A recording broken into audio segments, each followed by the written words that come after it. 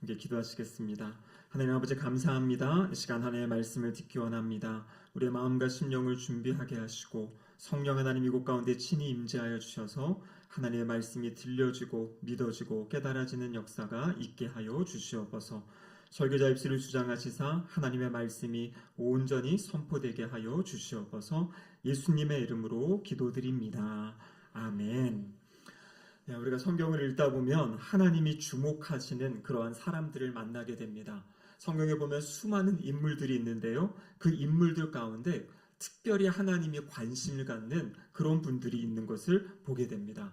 오늘 본문에도 하나님의 시선이 집중된 한 분이 등장하는데요. 그분이 누구냐면 바로 갈렙입니다.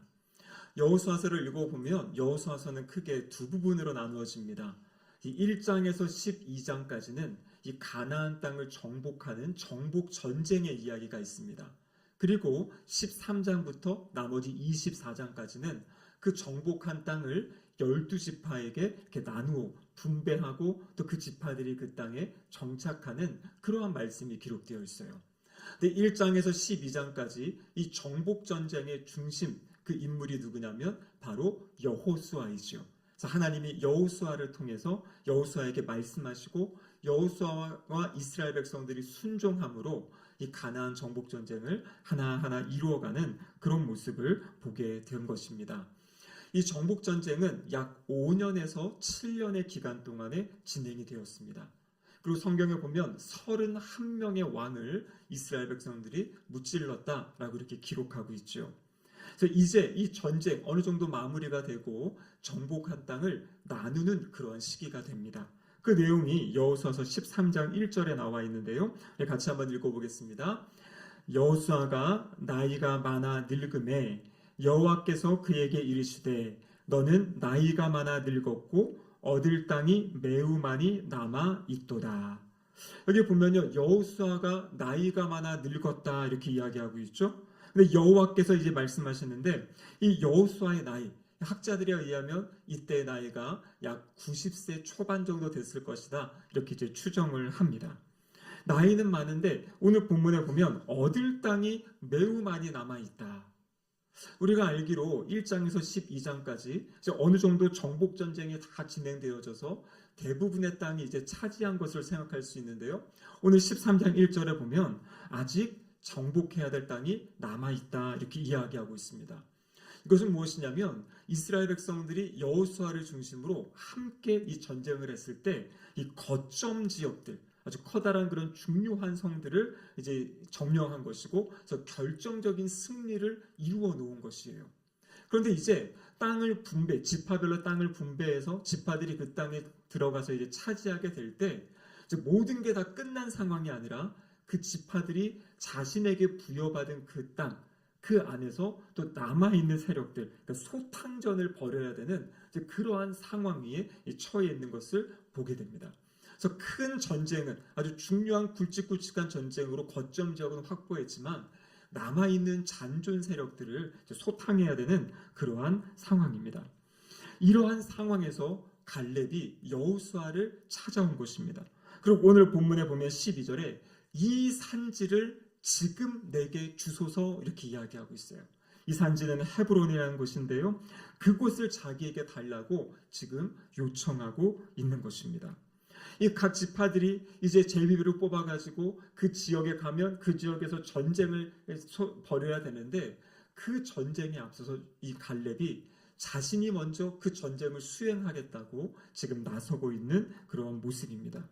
그래서 이 갈렙의 모습은 앞으로 각 지파가 각자에게 주어진 그 땅, 그 지역을 이제 정복해 들어가고 정착해야 되는데 그때 어떠한 모습으로 또 어떠한 태도로 그 땅을 정복하고 정착해야 되는지 보여주는 모델과 같은 그러한 이야기입니다.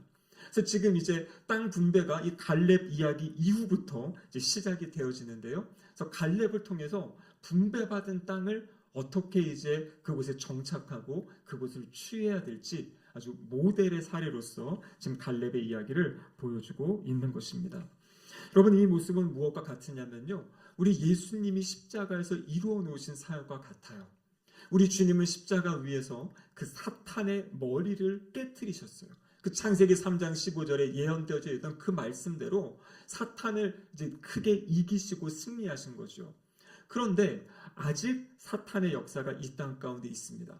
그 사탄이 우리 성도들을 미혹하기도 하고 우리를 괴롭히기도 하죠. 이것이 무엇이냐면 주님이 이겨놓으신 결정적인 승리가 있지만 아직 온전히 하나님의 나라가 임하지 아니하였기 때문에 이 땅에서 끊임없이 우리가 이런 각계 전투를 하며 살아가는 그러한 모습과 유사합니다. 그래서 오늘 보여주시는 이 말씀은 구원받은 우리들이 이 세상을 살아갈 때 어떠한 마음과 태도로 살아야 될지를 잘 가르쳐주는 그러한 말씀입니다. 여러분, 하나님이 기대하시는 사람, 우리의 꿈과 소망이 무엇이 되면 좋겠습니까? 하나님의 시선이 머무는 사람, 하나님이 나의 삶을 지켜보시고 하나님의 나의 삶을 보시며 흐뭇해하시는 그러한 삶, 그러한 삶을 기대하며 소망하며 살아가시기를 축복합니다. 오늘 14장 6절에 보면 여호수아에게 갈렙이 찾아와서 45년 전에 하나님께서 모세에게 자신에게 주셨던, 모세를 통해 자신에게 주셨던 그 약속의 말씀을 상기시킵니다. 그리고 7절에 보면 이렇게 기록되어 있죠. 우리 7절 말씀 같이 한번 읽어보겠습니다. 내 나이, 잠깐만요. 우리 방송실 제 자막이 지금 안 나오고 있는데요. 방송 확인 한번 해주시죠. 네, 같이 한번 읽어보겠습니다. 내 나이 40세에 여호와의 종 모세가 가데스 바네아에서 나를 보내어 이 땅을 정탐하게 하였으므로 내가 성실한 마음으로 그에게 보고하였고, 여기 보면 본인이 40세 때 가데스 바네아에서 있었던 일을 지금 이야기하고 있습니다. 이 이야기는 바로 민수기 13장과 14장에 있는 내용이죠. 이제 이스라엘 백성들이 애굽에서 나오고 시내산에 1년 정도 머물고 하나님이 말씀하신 대로 가나안 땅으로 가던 길이에요. 이제 조금만 더 가면 가나안 땅인데 하나님께서 가데스 바네아에서 이스라엘의 12명의 정탐꾼을 뽑아서 그들을 정탐하러 보내라 이렇게 말씀하십니다. 그리고 12지파에서 그 정탐꾼으로 보내야 될 사람들까지도 하나님께서 다 세워주세요. 그래서 하나님의 뜻, 어떤 학자는 이것을 이렇게 표현했더라고요. 하나님의 뜻은 무엇이었냐면 그 땅을 먼저 보여주고 싶으셨다. 얼마나 하나님이 이들을 사랑하시고 이 땅에게 주기 원하셨던 그 땅. 그래서 마치 영화의 시사회처럼 먼저 가서 그 땅을 보고 돌아와서 사람들에게 이렇게 좋은 땅을 하나님이 우리에게 주셨다. 우리가 그 땅으로 들어가자. 이러한 어떤 기대와 소망을 불러일으키기 위해 이제 그렇게 정탐꾼을 보냈는데, 근데 결과는 무엇입니까? 이 결과 보고가 하나님이 기대하신 것과는 정반대의 이야기가 펼쳐지게 되는 것이에요. 정탐꾼들은 신광야를 가고 헤브론을 가고 에스골 골짜기를 갔습니다. 40일 동안 둘러봤죠. 그리고 돌아와서 사람들 앞에서, 모세 앞에서 보고를 합니다. 그 보고의 내용이 이렇습니다. 민수기 13장 27절 28절에 보시면 같이 한번 읽어보시죠. 모세에게 말하여 이르되 당신이 우리를 보낸 땅에 간즉 과연 그 땅에 젖과 꿀이 흐르는데 이것은 그 땅의 과일이니이다. 그러나 그 땅 거주민은 강하고 성읍은 견고하고 심이 클 뿐 아니라 거기서 아낙 자손을 보았으며. 여러분, 여기 보시면 젖과 꿀이 흐르는 땅이다. 그럼 이것은 이제 비유적인 거죠. 그 땅이 아주 풍요로움을 묘사하는 그러한 내용입니다. 하나님 말씀하신 대로 그 땅 갔더니 정말 풍요롭고 과일들도, 열매들도 많고, 성경에 보면 그 열매를 이렇게 어깨에 메고 올 정도로 그게 풍성한 그러한 과일들이 있던 곳입니다. 그런데 동시에 그곳은 아주 강하고 견고한 성들이 있었어요. 그래서 고고학자들에 의하면 그 당시에 이 성벽의 높이가 약 9m에서 15m 정도 된다 그래요. 그리고 성벽의 폭이 약 4.5m. 그러니까 아주 튼튼하고 아주 강한 이제 그러한 성이 있던 곳이 바로 이 가나안 땅입니다. 특별히 이들의 보고 가운데 아낙 자손을 보고 놀랐어요. 이 아낙 자손은 성경에 보면 네피림의 후손, 그러니까 거인족들입니다. 우리가 잘 알고 있는 다윗과 싸운 사람이 누구이죠? 골리앗. 골리앗이 어디 사람입니까? 가드 지역에 살았다 그래요. 가드 블레셋죠. 근데 이 가드 지역은 성경에 보면 바로 아낙 자손이 분포에 살고 있던 지역입니다.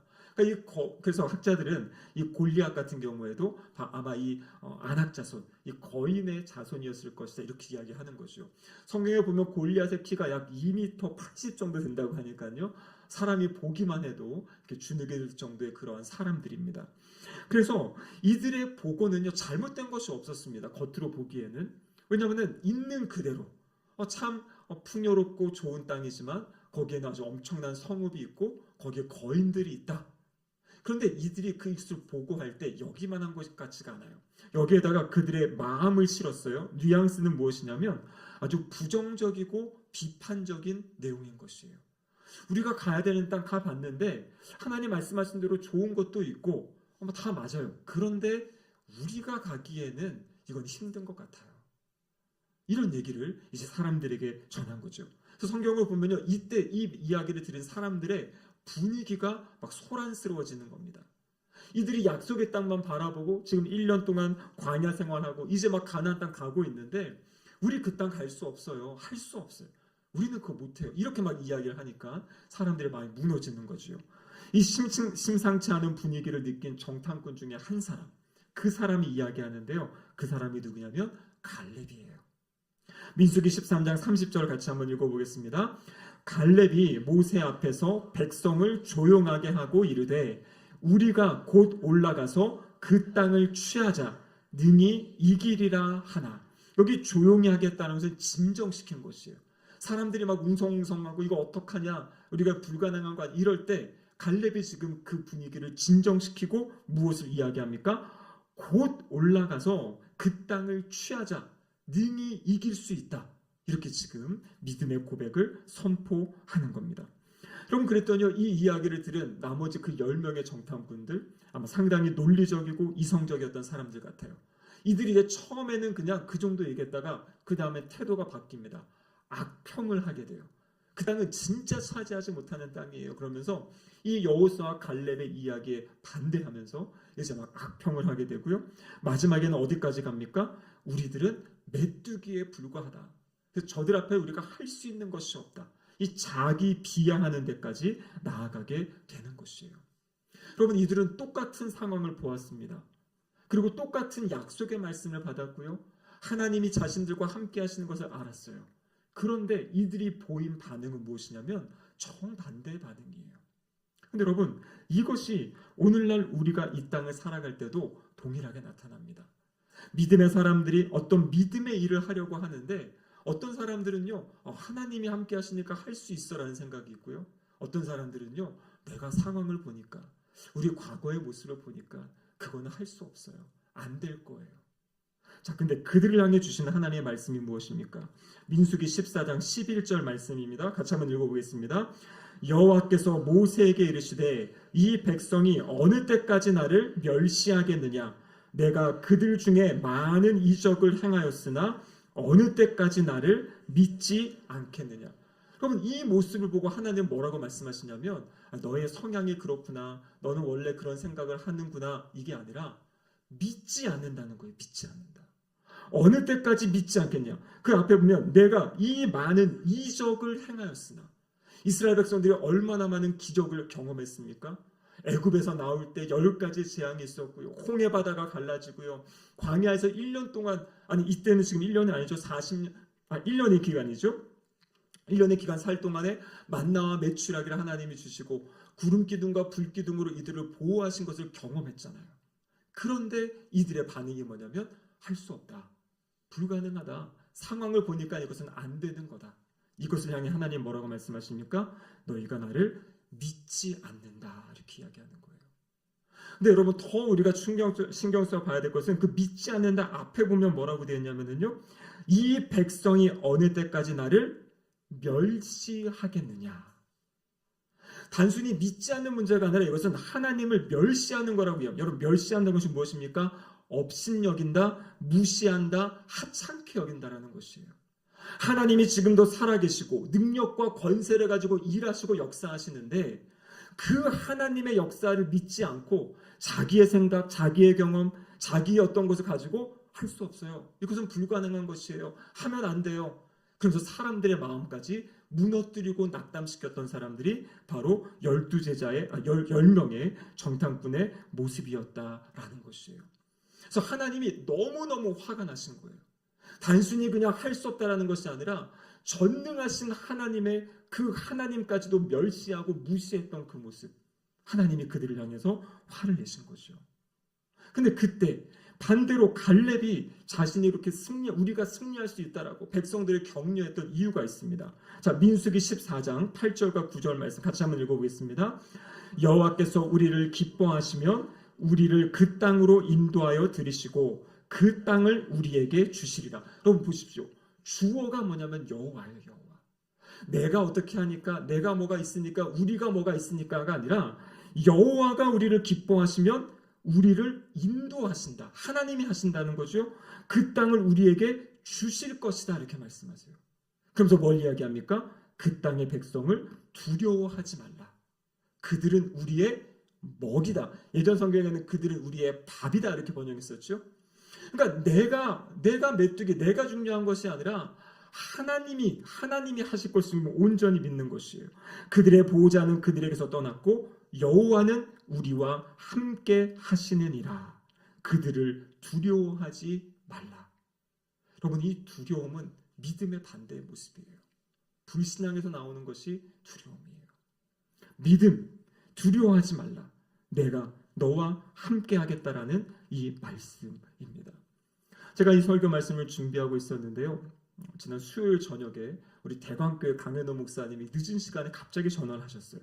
그래서 전화하셔가지고 내일 저녁에 시간이 있습니까? 물어보시더라고요. 그래서 아직 특별한 약속이 없습니다 했더니 이 저녁 식사를 같이 하고 대광교회가 지난주에 부흥회를 했는데 저에게 부흥회를 좀 참석하라고 그렇게 이제 이야기를 하신 겁니다. 그러면서 이제 그 식사 시간에 그 강사님과 이제 자리를 좀 마련해주고 싶으셨던 것 같아요. 저를 너무나 사랑하신 것 같습니다. 그 강사님이 누구시냐면 이 파주에 가면 한소망교회라고 있습니다. 우리 유영모 목사님이신데 얼마 전에 총회장을 하시고 지금 이제 원로 목사님이 되셨고 한국교회에 아주 커다란 영향력을 미치시는 그런 목사님이세요. 사실 이분이 저희 결혼할 때 주례해 주셨는데 워낙 대형교회 목사님이 좀 바쁘셔가지고 저도 제대로 연락도 못 드리고 한 10년 만에 이렇게 만남의 자리를 강현우 목사님이 또 이렇게 주선해 주셨어요. 그래서 식사를 하고 교회 같이 가서 예배를 드리는데 목사님이 이제 본인의 과거의 어떤 간증들을 하셨습니다. 너무나 힘들고 어렵게 사셔가지고 이 청년 때부터 위장이 다 상하셨다 그래요. 음식이 있으면 먹고 없으면 못 먹고 그래서 너무나 그런 힘든 상황들 이제 그런 이야기들을 하셨는데요. 그런데 이분이 이제 우리 교단을 한소망교회는 우리 교단을 대표하는 교회입니다. 이제 뭐 영락교회, 세문안교회 그 정도까지 한소망교회가 이렇게 이런 영향력이 있는 그런 교회인데요. 근데 이 교회를 세워 오셨기 때문에 많은 분들이 물어보신다 그래요. 그럼 목사님이 붙잡고 목회하셨던 그 말씀, 가장 성경에서 목사님이 붙잡고 사역하셨던 그 말씀이 무엇입니까? 라고 물어보시면 목사님이 하신 말씀이 바로 오늘 이 민수기 13장과 14장에 있는 갈렙과 여호수아의 그 고백. 여호와가 나와 함께 하시면 그 모든 사역이 가능하다. 그래서 목사님이 40여 년 동안 그 아무것도 없는데 개척을 하신 거거든요. 그 일산의 한 아주 지하에서 개척하셨는데 지금의 그 여정을 이루어오실 때 목사님이 붙잡았던 말씀 한 가지는 아버지도 안 계시고 아주 열악한 상황이었지만 하나님이 나와 함께 하시기 때문에 내가 이 사역을 할 수 있었습니다라고 고백을 하시더라고요. 그래서 제가 그 낮에 이 설교 준비를 하다가 저녁에 가서 그 설교를 다시 들으니까요. 이건 진짜 하나님이 나에게 주시는 말씀이다. 우리의 교회 상황도 마찬가지입니다. 여러 가지 부족한 것도 있고요. 연약한 것도 있어요. 근데 여러분 그것만 보고 그러니까 우리는 이거는 못하고요. 저것도 안 될 것 같고요. 힘들어요. 여러분 이것은 믿음 없는 모습이라는 거예요. 하나님의 기대는 뭐냐면 아무것도 갖춘 것이 없고 가진 것이 없지만 하나님이 우리와 함께 하십니다. 그것이 가장 소중한 것이고 가장 귀중한 것이고 그래서 언제나 하나님의 임재를 사모하고 하나님이 함께 하신 것을 기대하는 그 공동체에 하나님이 일하실 것입니다. 그럼 그것이 바로 믿음의 고백이라는 것이에요. 여러분 교회는 세상의 어떤 기관이랑 다른 것이에요. 세상의 기관은 자신들의 가지고 있는 영향력 안에서만 생각하고 그 안에서만 일하고 사역하는 것이에요. 교회는 어떤 곳입니까? 우리를 뛰어넘는 우리와는 비교되지 않는 하나님의 일하심과 역사하심을 기대하는 것. 여러분 그것이 바로 교회다라는 것이에요. 그럼 오늘 본문은요, 지금 갈렙이 그 사건 이후에 45년이 지났습니다. 85세가 된 것이에요. 근데 85세가 돼서 이제 가나안 땅의 큰 것은 정복하고 각자 이제 지파들이 나눠서 각계 전투를 해야 되는 상황에서 갈렙이 나와서 지금 무엇을 이야기하냐면 이 산지를 달라는 것입니다. 이 산지가 어떤 산지야? 바로 헤브론이에요. 그 거인족 아낙 자손이 살고 있는 것. 45년 전에 그 아낙 자손 때문에, 그 헤브론의 성읍 때문에 사람들이 못 간다고 주저앉고 가라앉았던 그곳을 지금 갈렙이 자신에게 달라고 요청하는 것입니다. 그럼 잘 생각해 보십시오. 갈렙은 여호수아와 함께 유일하게 가나안 땅에 들어간 사람이잖아요. 출애굽 1세대 하나님의 그들의 부정적인 불신앙적인 보고를 들으시고 그 자리에서 재앙으로 10명의 정탐꾼을 죽이셨어요. 그리고 40년의 기간 동안 그 출애굽 1세대 같이 두려워하고 하나님을 원망했던 모든 사람은 광야에서 다 죽었습니다. 그리고 살아남은 사람이 여호수아와 갈렙이고 이들이 지금 전복 전쟁을 5년에서 7년 동안 했던 거예요. 그러니까 유다 지파 안에서는 이 갈렙이 최고의 어른입니다. 여러분 어른이 되고 하면 무엇을 생각합니까? 권리가 있어요. 그 자신의 기득권도 있고요. 그냥 뒤로 물러나서 편안하게 있을 수 있습니다. 굳이 헤브론 정복하지 않아도 돼요. 유다 지파 아주 넓은 땅 받았는데 그 중에 제일 살기 좋고 좋은 곳, 내가 그곳 하고 싶다 하면 아마 유다 백성들이 갈렙 이거 하세요라고 드렸을 거예요. 근데 그 순간 갈렙은 무엇을 이야기하냐면 제일 차지하기 어렵고 힘들고 사람들이 두려워하는 그곳을 자신에게 달라. 내가 그곳을 취하겠다라고 이야기하고 있는 것입니다. 그래서 오늘 본문에 보면요, 여호수아서 14장 11절에 이렇게 기록되어 있죠. 모세가 나를 보낸 날과 같이 오늘도 내가 여전히 강건하니 내 힘이 그때나 지금이나 같아서 싸움에나 출입에 감당할 수 있으니. 여러분 사실 신체적인 것이야 많이 쇠약해졌겠죠. 어떻게 40대 때와 85세가 같겠습니까? 갈렙이 말하는 것은 무엇이냐면 나의 믿음과 나의 이 열정, 이것은 지금도 동일하다. 하나님이 나에게 주신 그 땅, 하나님이 밟는 그곳을 나에게 주시겠다고 약속하신 그 약속이 있으니까 하나님이 지금까지 나를 살게 하셨고 마지막에 그 땅을 주실 것입니다. 약속의 말씀에 근거해서 갈렙이 이야기를 하는 것이에요. 그러면서 오늘 본문 12절 마지막 절인데 같이 한번 읽어보겠습니다. 그날에 여호와께서 말씀하신 이 산지를 지금 내게 주소서.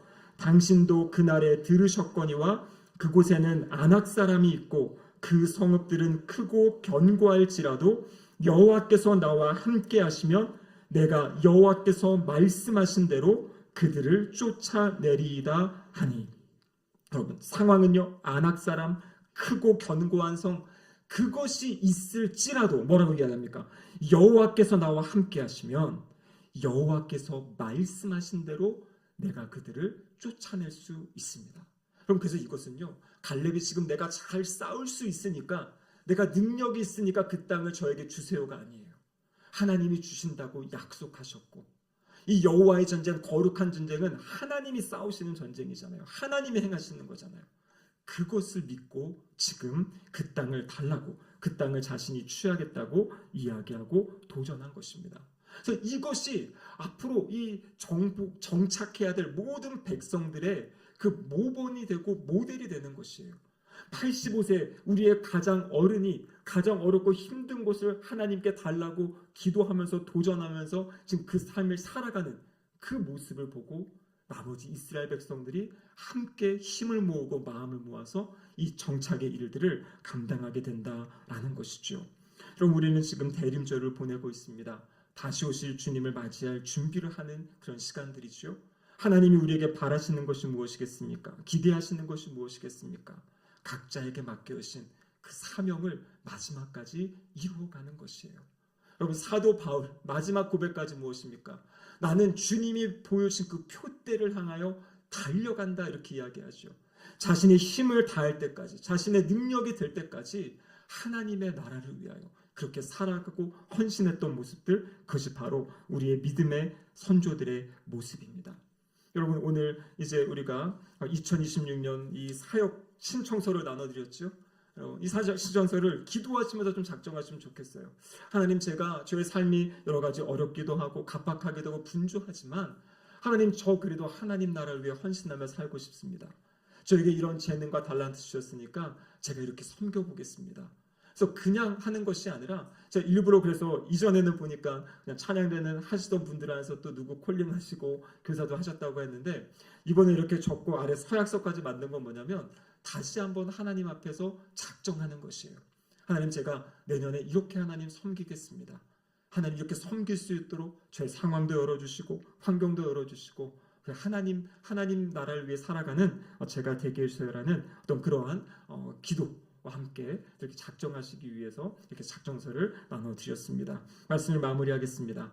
하나님이 함께 하시면 그러면 우리는 승리할 수 있습니다. 그래서 우리가 해야 될 건 다른 것이 아니라 그 하나님이 우리와 끊임없이 함께 하시도록 하나님께 기도하고 하나님을 예배하고 하나님을 사모하는 그 마음.